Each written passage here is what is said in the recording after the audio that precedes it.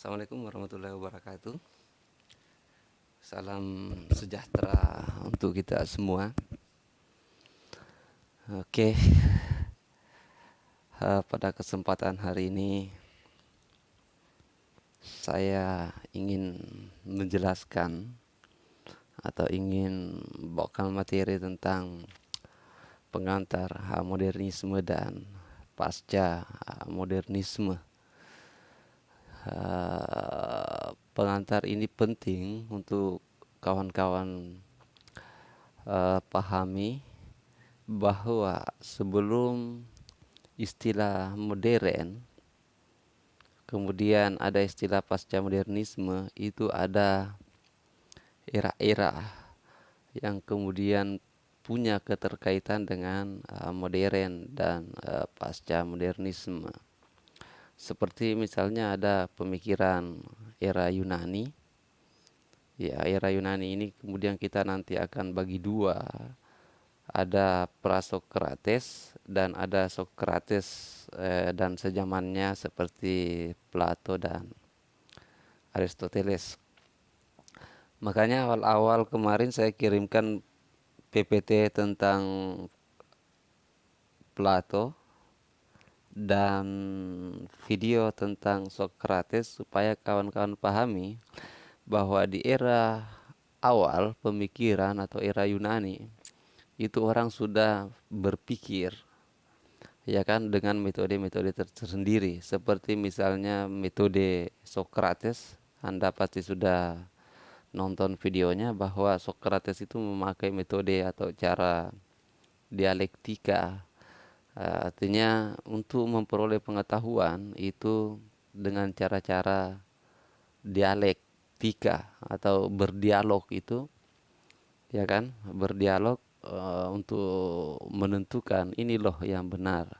Dengan metode-metode Sokrates misalnya, menurut kamu kira-kira misalnya kenapa terjadi gempa, ya kan?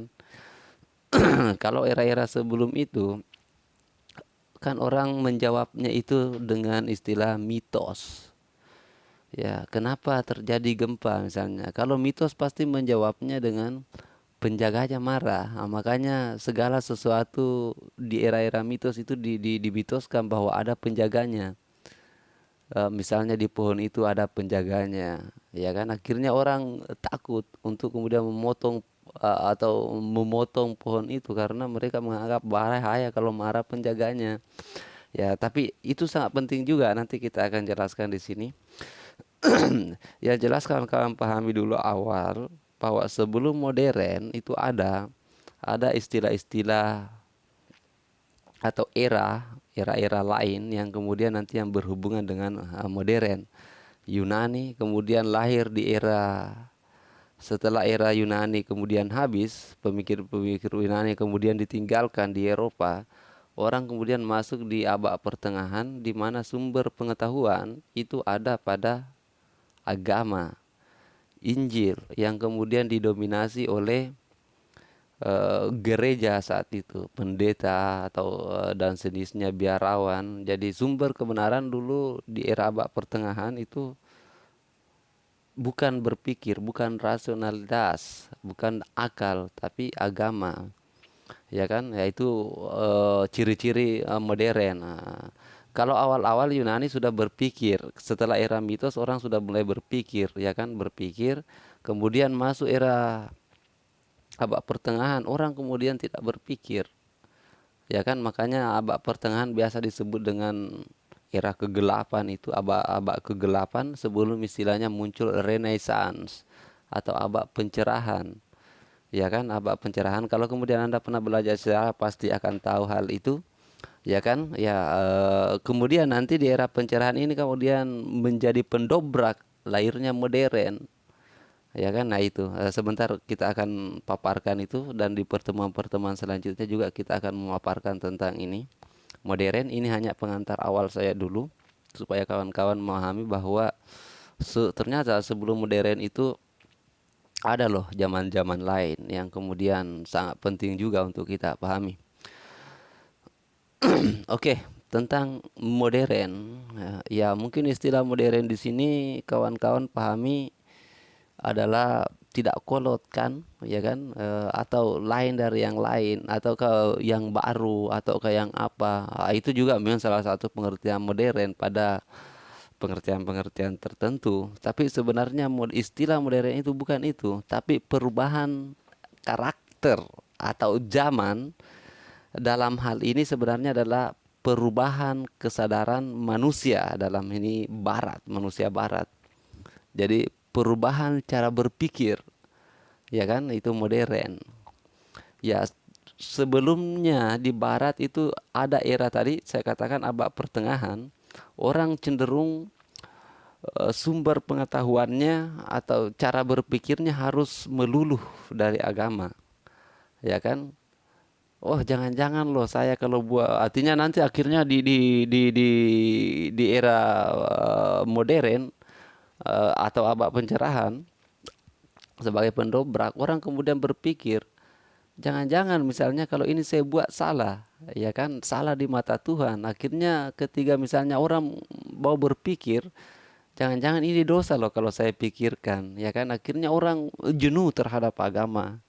Ya, terjadi pergeseran antara orang awalnya itu sumbernya agama, tapi kemudian bergeser, orang-orang bahasa bergeser berpikir melalui logika, ya akal. Itu modern. Jadi ya, sekali lagi saya tekankan bahwa modern itu mengacu pada perubahan atau cara berpikir orang barat tentang sesuatu yang awalnya segala sesuatu itu harus kemudian dihubungkan dengan agama, tapi kemudian orang kemudian jenuh melulu tentang agama, ya kan. Jangan-jangan kalau saya menciptakan ini saya nanti akan masuk neraka. Misalnya kan, oh jangan-jangan kalau saya menciptakan pistol saya tiba-tiba akan masuk neraka.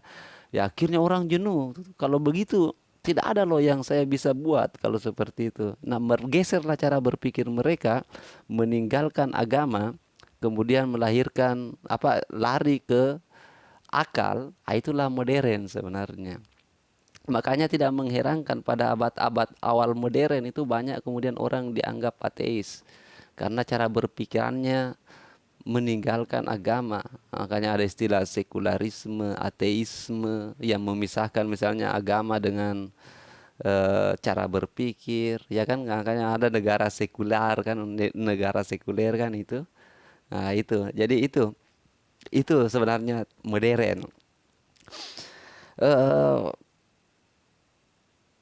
Modern itu dimulai dari munculnya rasionalisme. Ya, jadi makanya dalam filsafat ada istilah paham rasional, artinya eh, paham yang menganggap bahwa kebenaran itu harus bersumber pada akal, ya kan? Itu akal. Tokohnya yang awal-awal di sini adalah Rene Descartes. Ya, makanya ada semboyannya Rene Descartes itu, aku ada karena aku berpikir. Sorry, aku berpikir karena itu aku ada, ya kan? Ya, kalau semboyan Anda mungkin aku ada karena entahlah. Tapi itu rasionalisme. Jadi modern itu dimulai dari munculnya pemikiran rasionalisme yang ditandai oleh pemikiran Rene Descartes. Ya, kalau ada waktu nanti kita akan jelaskan siapa Rene Descartes, bagaimana pemikiran-pemikirannya, dan apa itu rasionalisme sebenarnya kan. Ya, jadi rasionalisme itu sebenarnya adalah gerakan berpijak pada suatu hal yang benar harus dibuktikan secara logis, dalam hal ini akal. Ya kan, kalau sebelumnya di abad pertengahan nanti kita akan jelaskan juga tentang cara berpikir orang abad pertengahan yang melulu harus agama.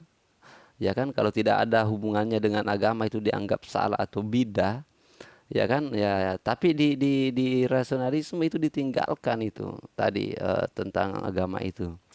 Ya, jadi pokoknya yang benar itu harus dibuktikan loh secara logis, ya kan, dan kemudian harus diinterpretasikan sesuai fakta daripada melalui dogma tadi dari doktrin agama itu, ya kan. Ya harus dibuktikan, ya kan.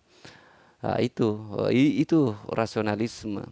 Jadi sumber utama kebenaran kalau rasionalisme adalah akal. Ya, makanya dikatakan rasio. Ya kan, Anda sering mengatakan bahwa itu tidak rasional, ya kan? Berarti Anda ciri orang modern itu. Ya, jadi rasio di sini menjadi sumber pengetahuan, sedangkan pengalaman hanya pendukung. Ya, pendukung apa yang telah dipikirkan. Pokoknya dipikirkan dulu. Ya kan? Ya, kalau tidak dipikirkan itu tidak benar. Ya, kalau di agama tidak boleh awal-awal di abad pertengahan itu pikiran itu kan kadang salah-salah kalau menurut dia. Ya kan? Ya, oh, ini harus agama. Misalnya tadi saya katakan bahwa kalau misalnya saya menciptakan mesiu, saya pikirkan bagaimana membuat bubuk mesiu sebenarnya. Kan oh di agama mengajarkan tidak boleh, itu nanti bisa membunuh orang misalnya kan. Akhirnya orang enggan berpikir itu, takut dosa kan itu. Itu jadi harus dipikirkan itu. Dan pengalaman sebagai hanya pendukung apa yang telah dipikirkan. Nah, itu awal-awal dari modernisme atau biasa disebut modern. Jadi manusia modern itu sebenarnya adalah manusia yang berpikir sebenarnya, yang mengedepankan rasio akalnya, ya kan, itu modern. Ya kan, kalau kalau bukan, itu berarti bukan orang modern. Kalau kita menarik kesimpulan dari definisi ini. Ya, jadi kalau misalnya Anda segala satunya belum Anda pikirkan dan kemudian Anda berbuat, berarti Anda bukan orang modern, orang kolot dalam tanda petik. Itu tentang modern. Nanti akan kita jelaskan di pertemuan selanjutnya. Ini hanya pengantar awal tentang pemikiran-pemikiran dulu sebelum kita masuk nanti di pertemuan-pertemuan selanjutnya. Intinya nanti di modern kita akan membahas tentang apa sih itu modernisme, siapa tokoh-tokohnya misalnya tentang modernisme. Ya, misalnya dalam tokoh-tokoh modernisme yang dikenal misalnya di sastra kayak Nietzsche misalnya, siapa Hegel, siapa lagi, ya dan lain sebagainya, termasuk Marx, ya Marxisme. Itu tokoh-tokoh orang modern itu, tokoh-tokoh modern. Kalau kemudian Marx kita mengenalnya di sastra sebagai teori sastra Marxis kan. Nah, itu nanti akan ada itu, entah kan nanti saya menjelaskan atau saya akan mencari video yang menjelaskan tentang itu. Oke, kita lihat dulu tentang periodisasi pemikiran Barat. Ya, karena kenapa harus Barat? Karena acuan kita sekarang kan Barat, ilmu pengetahuan condong condong lebih ke Barat itu. eh Kalau kita melihat dari beberapa referensi, jadi periodisasi pemikiran Barat itu dimulai dari zaman Yunani kuno, ya kan, 600 sebelum Masehi dan sampai 400 sebelum Masehi. Sebelum ini sebenarnya sudah ada, tapi modelnya mitos, ya kan. Di Indonesia itu masih mitos, kita di abad-abad keberapa, masih abad-abad 14 masih mitos menjadi sumber pengetahuan yang paling menarik. Tapi di Yunani dan 600 Masehi itu sudah tidak terlalu wow tentang mitosnya. Tapi meskipun mitologinya sudah masih sampai pada kita saat ini, tentang Hercules misalnya, Zeus, itu kan bentuk-bentuk mitos dari orang-orang Yunani. Ya, Yunani kuno di sini terbagi dua lagi.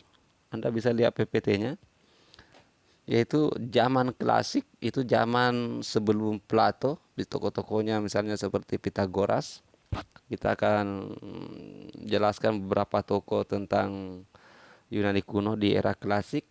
Kemudian ada zaman keemasan. Zaman keemasan ini tokoh utamanya Socrates, Plato, dan Aristoteles. Itu inilah yang menjadi sumber pengetahuan kita sampai hari ini.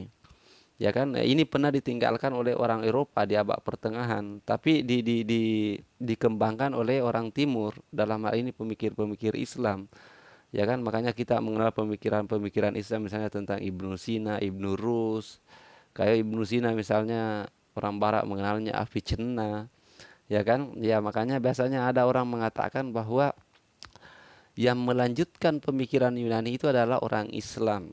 Ya, dalam hari ini orang-orang Timur. Orang Timur di sini bukan hanya orang Arab, Islam di sini dalam tanda petik, tapi bisa sampai di Spanyol. Kan saat itu kekuasaan Islam di zaman dinasti Abbasiyah itu luar biasa sekali, luas, dan puncaknya nanti di era Turki Utsmani, ya kan? Ya, Turki, makanya Istanbul itu sekarang Turki. Ya, di situ kemudian nanti juga akhirnya juga menurun di situ juga, ya kan, di Istanbul habis juga di era-era Kemal itu. Kemal yang sebenarnya dulu direbut oleh Al-Fatih, saya pikir ada filmnya tentang itu. Ya, di abad pertengahan tadi ini kita akan membahas ini abad pertengahan satu pertemuan, abad pertengahan di Eropa dan abad pertengahan sedikit, saya akan masukkan abad pertengahan di Timur, dalam hal ini oleh pemikiran-pemikiran Islam. Ya, abad pertengahan ini terjadi sekitar abad-abad 2 Masehi, ya kan? Abad Masehi jadi satu abad setelah Yesus Kristus, ya. Karena Yesus Kristus itu 1 Masehi dan kemungkinan meninggal juga di era-era itu. Ya, dan setelah itu ya pemikir-pemikiran di pemikiran-pemikiran abad pertengahan ini yang melulu tentang agama baik di Eropa maupun di Islam sendiri. Ya kan, di Eropa kemudian didominasi oleh kaum gerejawan, ya, seperti biara, pendeta dan lain-lain. Sama juga di Islam, tapi bedanya di Islam agak terbuka dia terhadap pemikiran-pemikiran Yunani. Kalau di abad pertengahan Eropa, mereka memang tertutup. Mereka menganggap bahwa pemikiran-pemikiran Kristen saat itu dianggap sebagai bidah. Sumbernya bukan dari wahyu, sumbernya adalah orang-orang kafir. Dalam hal ini dia menganggap bahwa kayak Socrates, Plato dan Aristoteles itu orang kafir, ya kan? Orang kafir. Ya, dan akhirnya mereka tinggalkan itu. Mereka acuan dasarnya hanya Injil dan beberapa pemikir-pemikir gerejawan, ya itu. Kalau di Islam saat itu mereka memadukan antara agama dengan pemikiran-pemikiran, utamanya mereka sangat dipengaruhi oleh Plato. Anda bisa cek di internet itu banyak sekali bagaimana abad-abad skolastik itu, bagaimana Platonisme, bagaimana Plato mempengaruhi pemikir-pemikir Islam termasuk Ibnu Rus, eh, Ibnu Sina, biasa Avicenna tadi. Nah, setelah ini abad pertengahan kemudian mengalami kemunduran karena orang jenuh dengan agama, jenuh melulu harus berhubungan dengan agama. Akhirnya mereka meninggalkan itu. Ya, akhirnya lahirlah istilahnya Renaissance atau biasa disebut kelahiran kembali, atau ada menyebutnya abad pertengahan, abad atau awal abad pencerahan. Ya, mereka tercerahkan maksudnya. Di Renaissance ini orang melakukan perlawanan, ya, terhadap cara berpikir yang melulu tentang agama. Makanya muncullah istilah dulu di Eropa itu protes, ya kan, protes terhadap itu. Makanya lahir juga bentuk kepercayaan baru yang dikenal sampai sekarang itu adalah Kristen Protestan, ya kan. Mereka menentang yang ortodoks dan Katolik itu. Mungkin Anda bisa membacanya lebih jelas dari referensi yang Anda cari supaya Anda mengetahui itu. Nah, di Renaissance ini orang kembali, dan maksudnya Renaissance itu kembali ke pemikiran Yunani di Eropa. Mereka kemudian iri melihat eh, Timur, dalam hal ini Islam berkembang pesat di situ. Dinasti Abbasiyah, dinasti Umayyah, kemudian Turki Utsmani. Mereka berkembang kan dahsyat karena pemikiran-pemikirannya, kedokteran, ilmu kedokteran, agraria, perbintangan dan lain-lain itu berkembang di Islam. Mereka kemudian menganggap bahwa wah, kita ini masih kolot, tapi di timur itu berkembang pesat. Ya kan, akhirnya mereka memutuskan kembali ke pemikiran Yunani. Makanya disebut kelahiran kembali. Ya kan, mereka kemudian kembali untuk berpikir menggunakan akal. Kalau di abad pertengahan tadi menggunakan wahyu dan lain sebagainya yang berhubungan dengan agama, akhirnya mereka jenuh tentang itu, ke akal lah mereka, akhirnya rasionalisme. Nah, kita akan membahas satu pertemuan juga tentang Renaissance nantinya sebelum kita masuk modern. Selanjutnya di akhir tentang pasca modernisme dengan tokoh-tokohnya. Ya kayak misalnya pasca modernisme tokohnya misalnya kayak Roland Barthes. Kalau di sastra kita mengenalnya Roland Barthes.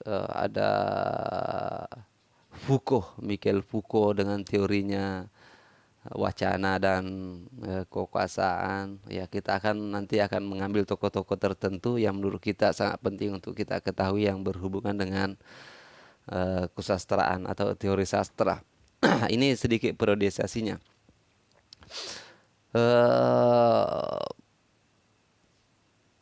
Kemudian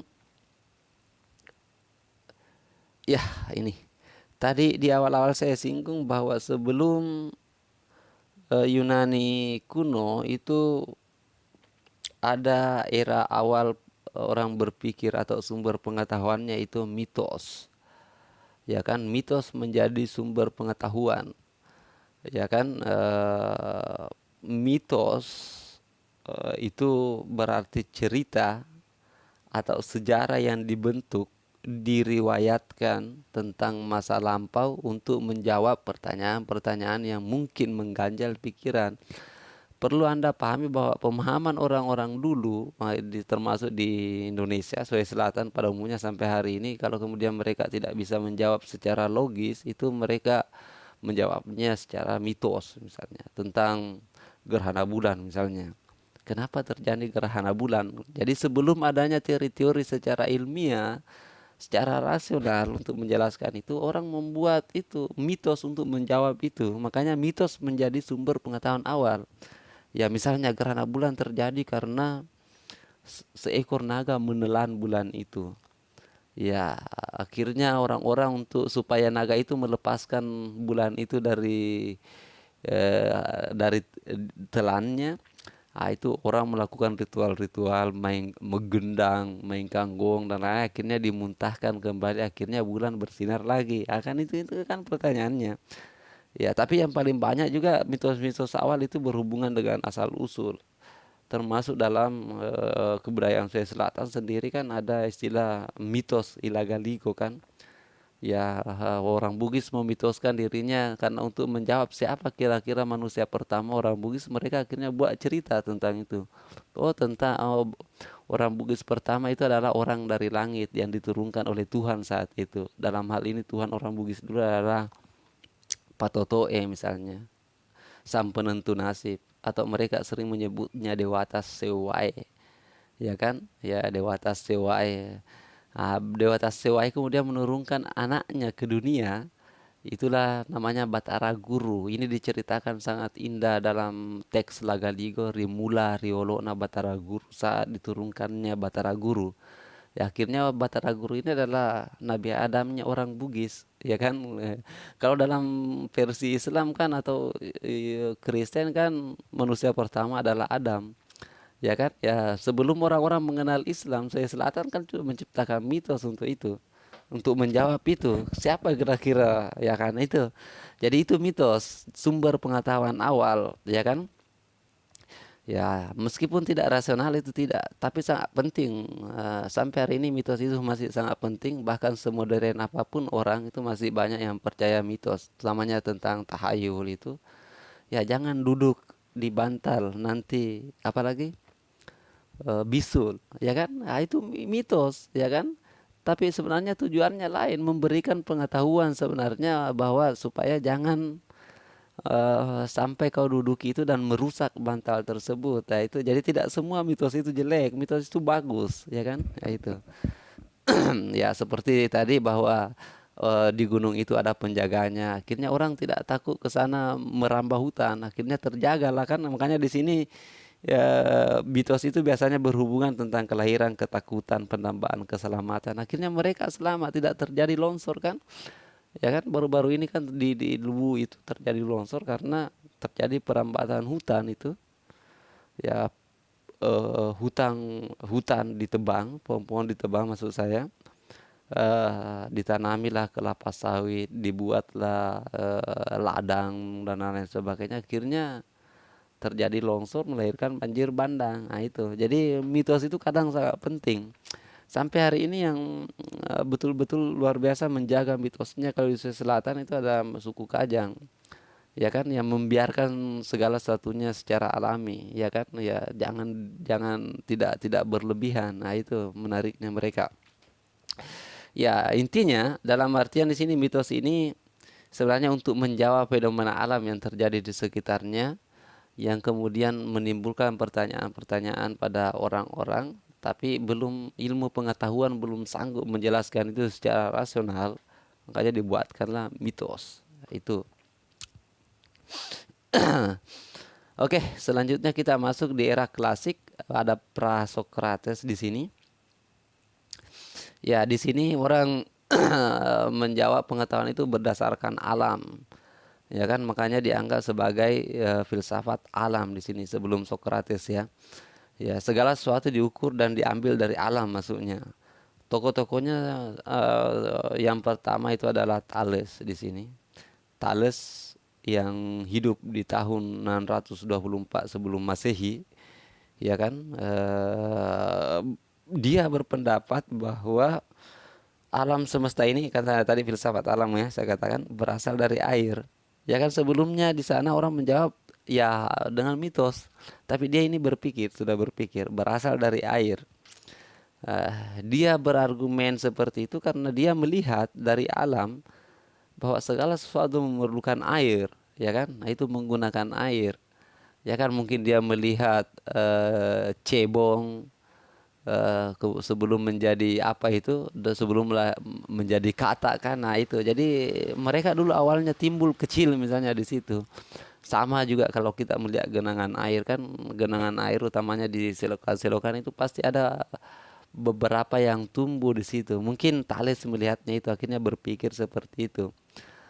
Nanti kemudian dilanjutkan oleh muridnya di sini Anaximander. Ya, hidup di tahun 610 610 Masehi sampai 547 sebelum Masehi. Ya, dia meskipun murid kalau tapi kemudian dia menentang gurunya ini sih.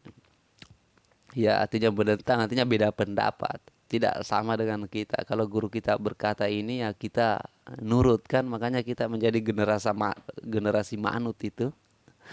Ya, segala sesuatunya menurut ini, ya kan menurut nenekku. Kan manut kita kan. Oke, Anik Samander di sini berpendapat bahwa alam semesta berasal dari udara. Ya, karena setiap makhluk hidup ini alasannya pasti membutuhkan udara. Ya kan? Dan itu rasional juga kan? Nah, itu. Ya. Jadi intinya di sini yang membedakan di era mitos itu orang sudah berpikir yang melihat alam, ya kan? Nah, itu.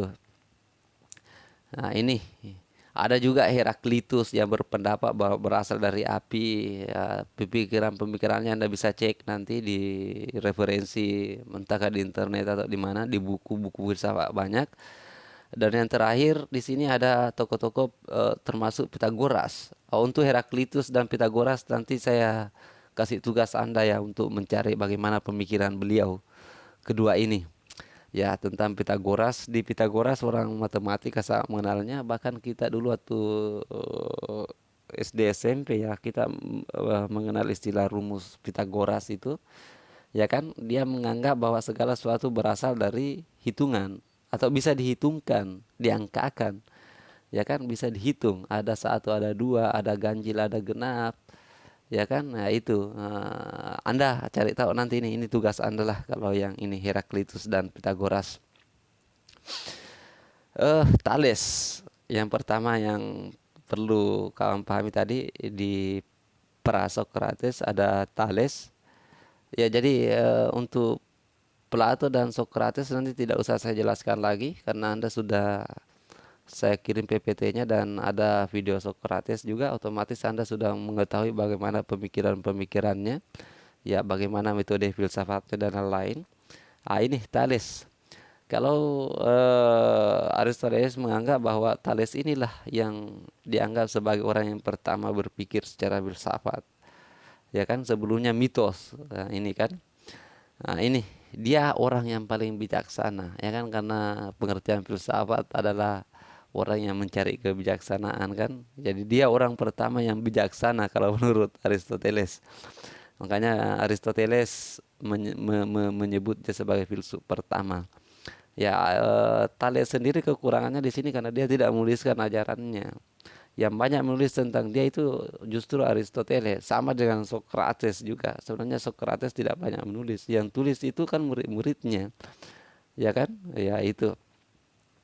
Ya, ini menurut Aristoteles di sini mengatakan bahwa Thales lah orang yang pertama yang memikirkan tentang asal mula terjadinya alam semesta. Ya kan? Ya, kalau Anda ditanya kira-kira apa awalnya alam semesta ini kan, kalau Anda kemudian tidak punya sumber tentu Anda agak rumit menjawabnya itu. Ya kan? Ini Thales yang pertama kali. Menurut Thales, ya kita agak percepat ya supaya cukup untuk dikirim di melalui WhatsApp atau bisa Anda menurut Thales di sini adalah asal mula alam ini adalah air. Ya kan?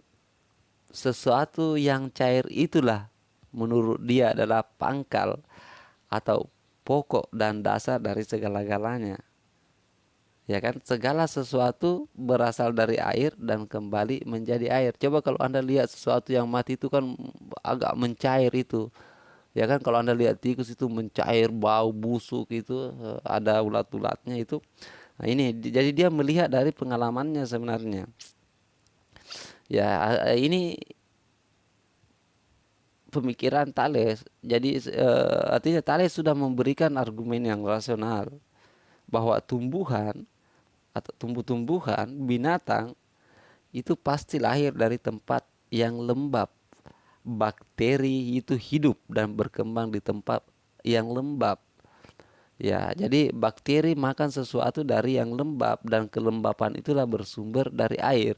Makanya dia sampai pada kesimpulan itu bahwa segala sesuatu itu bersumbernya air. Alam semesta ini kalau begitu pasti dari air, ya kan? Dari sinilah terjadi tumbuhan, binatang, tanah mengandung air. Ini nanti akan sangat mempengaruhi juga pemikiran-pemikiran orang modern. Salah satunya itu adalah yang teori evolusi itu Darwin, ya kan? Ya itu berevolusi, ya kan? Nah itu sangat mempengaruhi juga. Darwin itu kan tokoh-tokoh modern, ya kan? Tokoh modern, ya orang modernisme. Ini kesimpulan, ini pandangannya Thales ya. Nah ini, Thales ini adalah orang pertama yang mencari hakikat asal mula dari alam dengan melepaskan diri dari tahayul atau mitos-mitos kepercayaan umum saat itu. Ya kan? Dia berargumen itu berdasarkan pengalaman. Ya kan? Ya pengalamannya kalau menurut referensi yang kita baca karena dia adalah seorang saudagar yang suka berlayar ke daerah-daerah yang jauh. Ya menurut sejarah di situ katanya dia sempat ke Mesir dan melihat hidup Mesir yang bergantung pada Sungai Nil. Ya, makanya dia akhirnya berkesimpulan bahwa asal mula kejadian ini semua berasal dari air. Nah, itu menurut Thales dan rasional sekali juga cara berpikirnya. Ya, ini muridnya Thales, Anaximandros. Ya, usianya lebih muda dari Thales, tapi menurut sumber-sumber yang tertulis mengatakan bahwa dia bahkan lebih cepat mati dari Thales. 2 tahun katanya lebih dahulu mendahului Thales. Ya, sebagai filsuf dia lebih berpengaruh dari gurunya. Nah ini, tadi saya katakan bahwa dia tidak mentah-mentah menerima pemikiran gurunya. Artinya tidak semua diajarkan diterima mentah-mentah, tapi dia juga berpikir, itu kan. yang menurutnya tidak diterima oleh akalnya itu kemudian menganggap bahwa ada banyak hal yang tidak saya terima secara akal sehat, pemikiran dari sang guru Thales, ya kan? Nah ini, ya, makanya dia berkomentar bahwa segala sesuatu itu bukan katanya dari air, ya, tapi sesuatu yang bukan air, yang tidak diamati oleh panca indera, karena menurutnya ada sesuatu dulu muncul tidak bisa dilihat sebelum dia muncul, ya kan? Nah, itu masuk akal juga kan? Ya, ini istilahnya dia memakai to a priorion, ya kan? Ya, ada sesuatu yang tidak terbatas, sesuatu yang tidak terhingga, sedangkan air itu kan terbatas, ya kan? Kalau kemarau kadang dia hilang, ya kan, kadang kering. Kalau menurut Anaximandros tidak ada yang tidak terhingga ini, ya kan, ada sesuatu yang tidak terbatas ini yang awalnya pasti, ya kan, itu menurut Anaximandros. Nah ini makanya dia mengeluarkan teori ini yang tidak terbatas ini. Ternyata dia sampai kesimpulan bahwa yang tidak terbatas itu apa kira-kira. Ya, Anda baca dulu inilah istilah-istilahnya ya, pemikirannya. Ya, ada istilah infinite yang tidak terbatas, batas akhir. Ya, akhirnya dia sampai pada kesimpulan bahwa segala sesuatu itu ini dari udara, ya, dari udara ini. Ya, udaralah yang membalut dunia ini, dia tidak terlihat, tapi dia menjadi sumber segala sesuatu. Analoginya sangat masuk akal karena memang tidak ada yang bisa hidup tanpa udara. Ya kan, tanpa udara. Coba kalau Anda tidak percaya, pohon apa, bunga saja Anda tutup pakai kantong plastik itu tanpa ada udara masuk, itu pasti mati itu. Ya, jadi itu dari Anaximenes. Oke, itu saja. Sengaja saya percepat di akhir-akhir karena durasinya sudah agak panjang saya lihat ini. Tugas Anda itu adalah mencari kira-kira bagaimana pemikiran Heraklitus dan Pitagoras, ya kan? Pitagoras. Anda kemudian buat beberapa apa entahlah, bukan esai ya, hanya rangkuman-rangkuman kecil saja tentang Heraklitus, siapa sih dia Heraklitus, bagaimana pemikirannya, apa pandangannya. Nah, itu termasuk Pitagoras. Tadi sudah ada saya bongkar sedikit di situ di slide tentang Heraklitus yang berpandangan bahwa segala sesuatu berasal dari api. Kalau Pitagoras segala sesuatu itu berasal dari bilangan, bisa terhitung, bisa dihitung. Ya, Anda tinggal mengembangkan itu. Ya, minimal berapa ya? Minimal satu halaman lebih lah, 2 halaman untuk 2 orang ini. Minimal 2 halaman. Nggak usah juga, jangan juga terlalu pendek. Ya, terlalu panjang juga nggak apa-apa. 2 halaman bisa lah. Itu tugas ini. Saya pikir itu untuk pengantar modernisme dan pasca. Minggu depan nantinya kita akan membahas tentang bagaimana pemikiran-pemikiran abad pertengahan. Ya, setelah abad pertengahan nanti kita akan masuk itu Renaissance. Kita perlu membahas dulu abad pertengahan satu pertemuan supaya landasan mata kuliah ini agak bagus untuk membahas tentang modern dan tokoh-tokohnya. Termasuk nanti kita modern harus tuntas sebelum ke pasca modern. Ya kan, ya jangan sampai nanti Anda tiba-tiba mau langsung jadi posmo. Ya kan, biasa orang tiba-tiba karena dia menyukai pemikiran posmo akhirnya dia tidak melangkahi modernisme. Ya kan, itu saja demikian yang bisa saya sampaikan. Nanti kita akan diskusikan selanjutnya di WhatsApp atau Syamoke. Saya akhiri dengan ucapan Assalamualaikum warahmatullahi wabarakatuh.